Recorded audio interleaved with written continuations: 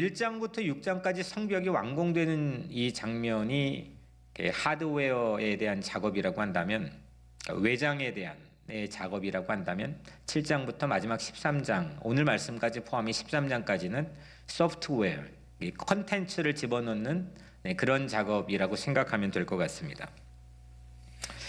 오늘 11장의 예루살렘의 성 안에 새롭게 거주하는 거주민들이 이제 이주하게 되는데, 1절에 보니까 백성의 지도자들은 예루살렘에 거주하였고 그 남은 백성은 제비 뽑아 10분의 1은 거룩한 성 예루살렘에서 거주하게 하고 10분의 9는 다른 성읍에 거주하게 하였으며, 그 10%, 인구의 10%가 예루살렘에 거주하게 하고 나머지 90%는 성 바깥에 이제 곳곳에 다른 도시에 거주하게 되었다는 거죠. 그리고 오늘 11장 1절부터 18절 말씀에는 그 거주한 그룹들을 소개하고 있습니다. 먼저는 유다 지파를 소개하고 있고 유다 지파의 후손들을 소개하고 있고 그 안에 살았다는 거죠. 그리고 베냐민 지파의 후손들이 예루살렘의 성벽 안에 살게 되었습니다. 그 다음에 제사장들, 레위인들, 예배를 돕는 사람들이 그 성 안에 살았고, 그 다음에 성문지기는 레위 지파에 소속된 사람들만 하게 되죠. 성문지기가 그 성 안에 살았고, 다음에 성전 봉사자들, 느디님이라고 불리는 성전 봉사자들이 성 안에 살았습니다. 그리고 마지막으로 찬양대들, 오늘 우리 같이 찬양해 주신 찬양대들. 근데 오늘 말씀은 이제 여기까지는 우리 지난 특세 기간 동안 말씀을 함께 깊이 나눴던 이야기들이고요. 오늘 우리가 주목할 수 있는 한 가지 말씀은 10장 39절입니다. 이런 일들이 성벽 쌓고 또 성을 또 다시 살리고 또한 그 성 안에 있는 사람들을, 새로운 거주민들을 이주시키는 것, 이런 것들이 어떻게 나왔느냐는 건데 10장 39절에 보면 그들이 새로운 각성을 하기 시작합니다. 새로운 각성은 10장 39절에 그리하여 우리가 우리 하나님의 전을 버려두지 아니하리라입니다. 우리가 우리 하나님의 성전을 버려두지 않겠다. 다시는 이런 일이 반복되지 않도록 하겠다라고 하는 새로운 각성, 새로운 깨달음이 그들이 지금까지 오늘 우리가 소개한 느헤미야가 모든 그 한 일이 이루어지도록 인도했다는 거죠. 인체로 이 풍경을 비유해 보자면 성벽은 면역 체계와 같다고 말할 수 있을 것 같습니다. 면역 체계. 외부의 바이러스 같은 그런 제국의 힘이나 주변국들의 힘, 또 이 다른 종교 집단이나 구별되지 않는 사람들과의 그런 문화적인 그 혼종의 공격, 이런 걸로부터 성벽이 구별해주고 지켜줄 수 있기 때문입니다. 이게 무너졌기 때문에 지난 오랜 기간 동안 성전의 기능을 다하지 못했죠. 성벽이 무너져 있었기 때문에 그 안에 있는 성전의 본래 구실들을 하지 못했다는 겁니다. 이렇게 성벽이 면역 체계라고 한다면 성 바깥에 있는 거주자들이 근육 역할을 할 수 있다 생각합니다. 실제 움직여지는 그런 머슬 역할이죠. 그리고 성 안에 오늘 소개하는 예루살렘의 거주자들은 혈관 역할을 했다고 생각을 할 수 있을 것 같습니다. 10%의 혈관이 성전의 10%의 혈관으로 성전은 세워지고 성 바깥이 이제 살아있도록 만들어주는 역할을 하는 거죠. 그리고 마지막으로 성전, 이 성전, 내가 다시는 우리가 성전을 버려두지 아니하리라 라고 하는 새로운 각성 때문에 오늘 느헤미야의 전체적인 일들이 드러나기 시작했다라고 말씀드렸는데, 이 성전은 하트, 심장과 같습니다. 성전이 멈추면 기능을 상실했고 그동안 이스라엘 백성들의 공동체의 역사 가운데서 이건 여실히 증명되었던 일입니다. 그래서 성벽은 면역체계, 성 바깥에는 근육, 또 성 안에 새롭게 거주하는 사람들이 혈관이라고 한다면 그 가장 센터에 있는 성전은 심장과 같다라고 말씀드릴 수 있을 것 같습니다. 그래서 이들의 새로운 각성은 이제는 더 이상 성전을 버려두지 않겠다, 성전을 버려두는 일이 없도록 하겠다라고 하는 새로운 각성을 하게 되는 거죠. 이 각성으로 일어나는 새로운 신앙적 행동들이 그들에겐 있었습니다.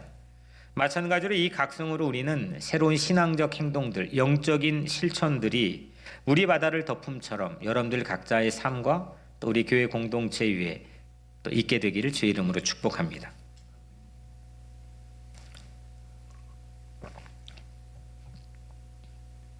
다시 교회, 오늘 말씀의 제목이죠. 이 각성이 과연 다시 교회, 이게 과연 필요한 시대인가? 나에게는 어떤 의미인가? 또 이것은 무엇을 의미하는가? 이걸 오늘 우리 같이 잠깐 살펴보려고 합니다. 우선 다시 교회, Again Church, 이거는 먼저 예수 그리스도에게 리턴을 해야 됩니다. 하루는 예수님이, 요한복음 2장에 나와 있는 얘기죠. 하루는 예수님이 예루살렘의 성전에 가셨습니다. 가버나움이란 예수님의 이 아지트에 계시다가 저 남쪽에 예루살렘의 성전에 가신 날이 있었습니다. 가보니까 성전 안에서 난리가 났습니다. 이 예배드릴 희생제물에 사용될 짐승들을 판매를 하는데, 저 북쪽에서 예루살렘의 성전에 예배드리기 위해 가난한 사람들이 비둘기, 또 양, 또 어떤 가진 사람의 소 이런 걸 끌고 오다가 왜 흠이 잡으려면 없겠습니까? 그런데 그 입구에 서가지고 그거 체크하면서 흠이 조금이라도 이게 발견되면 없는 흠까지 만들어가지고 새로운 걸로 교체해야 된다고 요구를 합니다. 그렇지 않으면 들어가지 못합니다. 그렇게 짐승을 판매했습니다. 또 환전을 합니다. 환전을 통해서 막대한 이익을 비싼 이자를 받는 돈놀이를 하는 고리대의 모습들이 그 입구에서 펼쳐졌습니다. 예수님이 목격했습니다. 예수님은 채찍으로 상을 뒤엎고 호통을 치셨죠. 그리고 내 아버지의 집을 장사하는 집으로 만들지 말라라고 이렇게 말씀하셨습니다.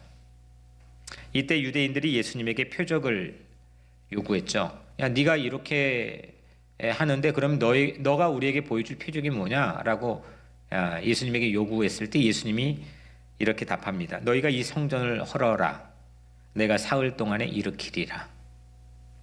상당히 중요한 말씀을 해주셨죠. 너희가 이 성전을 헐어라. 내가 사흘 동안에 일으키리라. 유대인이 반문합니다. 이 성전은 46년 동안 지금 현재까지도 아직 완공되지 않고 여전히 무려 46년 동안이나 건축되고 있는 어마어마한 건축물인데 당신이 무엇인데 이걸 3일 동안에 헐고 다시 일으키겠다고 말합니까? 이것을 이제 후대에 이 제자 요한이 요한복음 2장에 기록했는데 이거를 예수가 성전된 자기 육체를 가리켜서 말씀하신 것이라고 쓰여져 있습니다. 그러니까 그 성전은 실제 건물을 지금 유대인들이 착각하고 있는 것처럼 건물을 말하고 있는 게 아니고 예수님 자신의 바디, 몸을 가리켜서 말했다라고 이야기합니다. 그러니까 예수님이 야 저거 헐어라, 저 성전 헐어라, 내가 3일 만에 다시 짓겠다. 부수고 다시 짓는 거죠. 이 부수고 짓는 것, 이건 전적인 새로움입니다. 리노베이션이 아닙니다. 이거는 그냥 붓고 다시 짓는 겁니다. 전적인 새로움입니다. 이건 리모델링이 아닙니다. 이건 완전히 새로운 게 나타나는 겁니다. 교회는 이 변화의 사건을 믿는 신앙 공동체입니다. 아멘. 조금씩 리노베이션 하면서 개선되는 것이 아니라 전적인 새로움에 대한 고백을 하고 믿고 또 그 사건이 일어나야 되는 이 곳이 바로 교회입니다. 그래서 교회를 조금 신학적인 얘기로 하자면 종말론적 공동체라고 부릅니다. 종말은 아시죠? 끝이 있는. 그래서 끝이 있는, 지금 있는 모습이 완전 토럴리 탁 하고 무너지고 부서지는 그 타이밍이 있다는 것을 믿고 고백하고 그 다음 비욘드 끝을 넘어서는 새로운 세계에 대해 새로운 변화나 새로운 움직임, 새로운 사건에 대한 믿고 고백하고 그 사건이 일어나는 그 장소를 교회라고 부릅니다. 그래서 종말론적 공동체라고 부르죠. 옛것이 사라지고 새것이 오는 그런 곳이 교회여야 합니다. 오늘날 제도, 우리에게 익숙해 있는 시스템, 제도적 교회, 교리, 우리가 외우고 알고 있는 어떤 우리 그거 양보 못하면 절대 안 돼라고 하는 교리적 교회, 또 심지어는 우리의 행동에 근거를 두고 있는 윤리적 교회, 이 모든 것들이 부서지고 새롭게 세워지는 그런 꿈과 희망을 교회는 말하고 줘야 됩니다.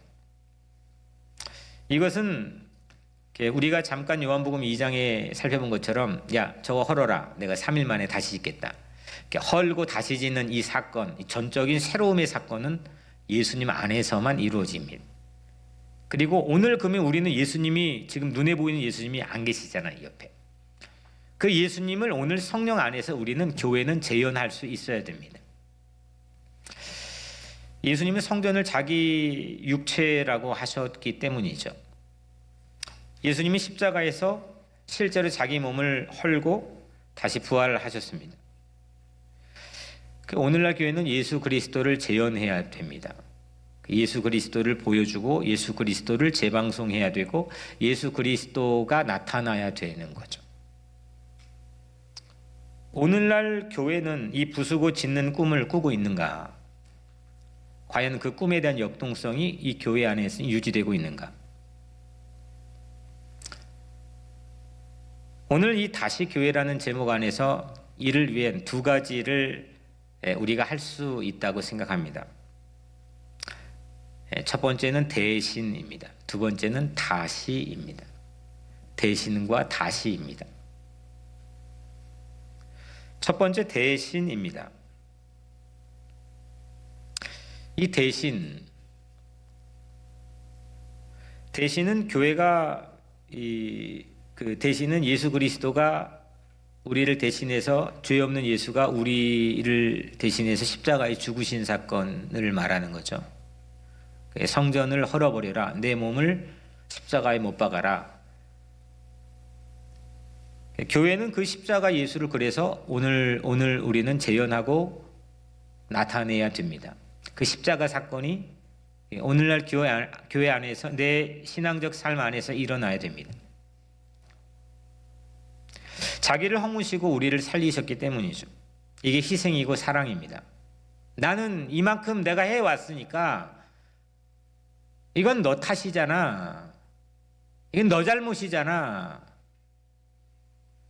우리는 여기 익숙해 있습니다. 아담과 하와 이래로 누군가에게 전가해야 내 자기 보호 기제가, 방어 기제가 발동되는 것 자체가 우리에게는 본능처럼 워킹하고 있습니다. 예수님께서는 이거를 대신으로 바꾸어 주셨고, 그 대신이라고 하는 새로운 이 메커니즘, 영적인 메커니즘을 우리에게 주셨습니다. 이거를 대속이라고 우리 신앙적인 용어로는 부르죠. 대속. 교회는 세상을 대신해서 희생할 수 있어야 됩니다. 그것이 십자가죠. 쉽지는 않습니다. 하지만 다시 교회가 되기 위해서는 우리가 할 수 있는 중요한 첫 번째 일을 이거 헐어라. 그 사건은 대신의 사건입니다. 아무 죄가 없는데, 도리어 우리를 정죄하고 우리에게 전가할 수 있는데,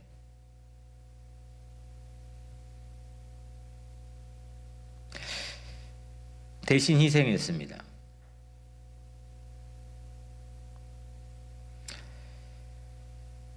우리는 십자가를 바라봅니다. 십자가를 바라보며 기도하고 예배해 왔습니다. 십자가 다 달려 있습니다. 근데 십자가를 바라보면서 우리의 교리는 어느덧 나만 보게 하는 걸로 국한이 될 때가 많이 있습니다. 십자가를 바라보긴 하는데 나 자체만 메모리 되어버리고, 내가 용서받고, 내가 구원받고, 내가 잘되고, 내가 은혜받고, 이 나에게 매몰되어 버려서 내 얘기밖에 없습니다.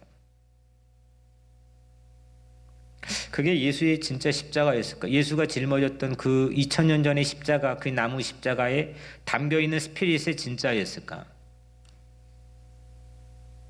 오늘날 전 세계 20억 크리스찬들이 상당히 교리의 대부분이 오염되어 있고, 물론 이게 나쁘다는 게 아니라 진짜 십자가가 과연 뭘까? 이 대신, 대속이라고 하는 어마어마한 이 새로운 메커니즘, 새로운 종말을 끊고 다시 새로운 걸 열어버린 이 엄청난 AD와 BC를 나눈 이 사건, 이 십자가가 과연 우리에게는 무엇인가? 교회는 십자가의 세상 죄를 대신 지고 가는 어린 양 예수를 바라봐야 됩니다. 이럴 때 부수고 짓는 전적인 새로운 변화가 일어나는 거죠. 이것이 바로 다시 태어나는 거듭남입니다. 내 욕망을 부수고 남에게 전가하며 자기 방어 기제를 작동시키는 그 나의 연약함을 부수고 내가 대신 희생하고 내가 대신 사랑하는, 이것이 바로 예수의 십자가를 바라보는 제자의 삶입니다. 성전, 이 느헤미야 시대의 성전, 지금 성전 하트라고 그랬죠. 심장이라고 그랬죠. 그 성전에 대한 새로운 각성을 갖기 시작했다고 그랬죠. 그 성전이라고 하는 이게 참 신기합니다. 이게 중심은 예배잖아요. 그 안에서 이루어진 가장 중심은 예배인데, 그 예배의 중요한 가장 테마는 뭐냐면 속죄입니다. 죄를 용서받는 것 빼면은 거긴 뭐 특별한 게 없습니다. 뭐 누가 내가 너 죄 용서해줘라고 말한 것도 아닌데 수없는 기간 동안 수없는 사람들이 거기 목숨을 걸고 그걸 지키기 위해서 노력했습니다. 짐승을 잡아다 인간의 죄를 대신 짊어져 죽게 하는 것, 그것이 성전에 흐르게 하는 메커니즘이었고 에너지였습니다. 근데 예수님께서는 이거를 친히 대신 감당해 주셨습니다. 죄를 남에게 전가하지 않고 대신 짊어지는 사랑 안에 참된 기쁨이 있다는 걸 예수님은 우리에게 보여주셨습니다.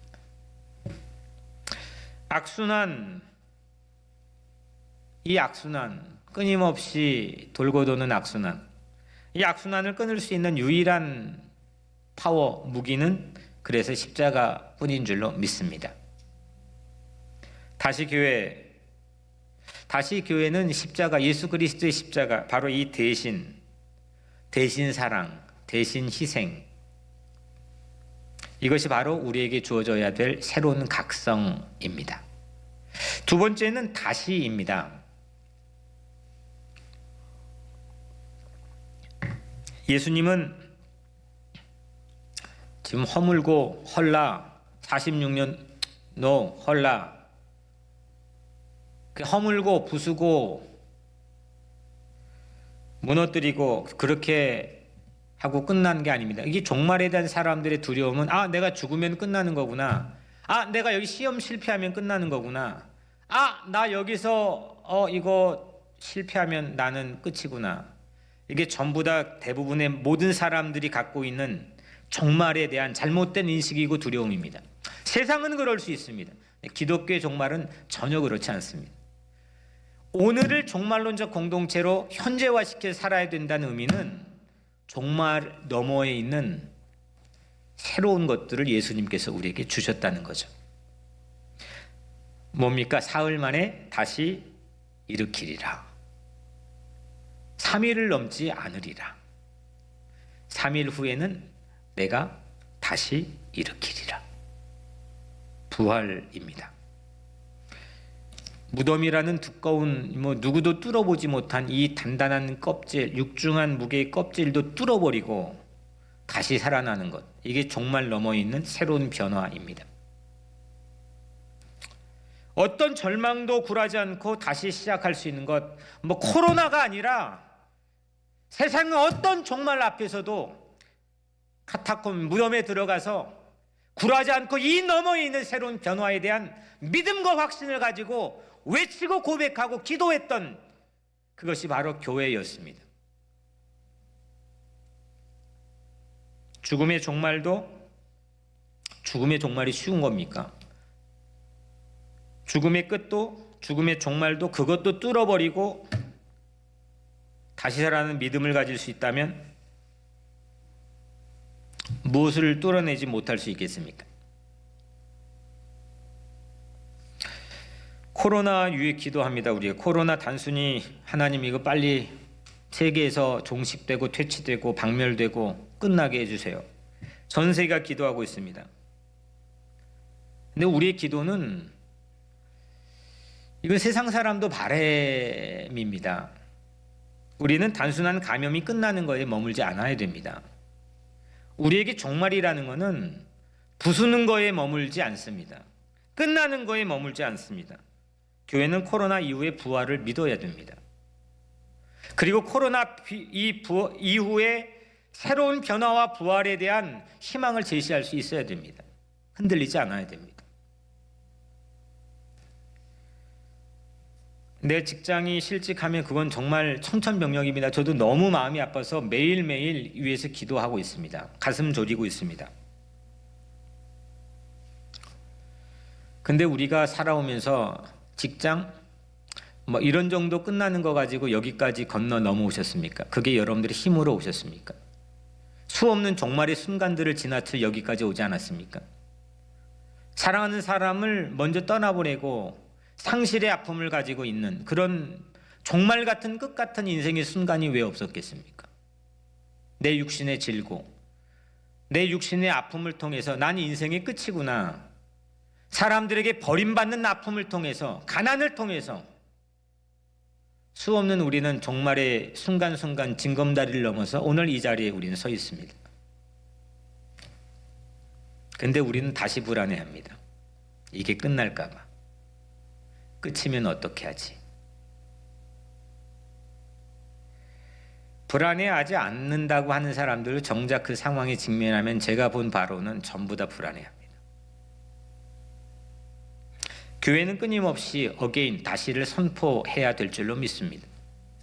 세상의 분석에 머물지 않고 세상의 뉴스나 소식 거기에 휘말리지 않고 그것이 뭐 나에겐 유익할 때도 있겠지만 그거에 내가 움직여지는 전적인 기준으로 제공받지 않고 현재의 고난은 장차 나타날 영광과 좋게 비교할 수 없도다. 이걸 확신하고 살아가야 될 줄로 믿습니다.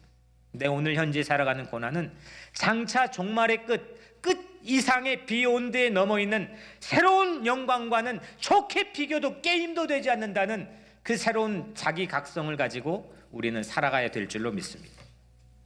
실직 이후에 병고를 넘어서서 직장 잃어버리고 주급이 끊기고 그 너머에 내 지금 병을 앓고 아파하는데 그 너머에 이 심각한 코로나와 같은 재앙 뒤편에 숨겨져 있는 세상 준비하신 여호와 이레의 선물 그 은총이 반드시 있다는 것을 교회는 믿어야 됩니다.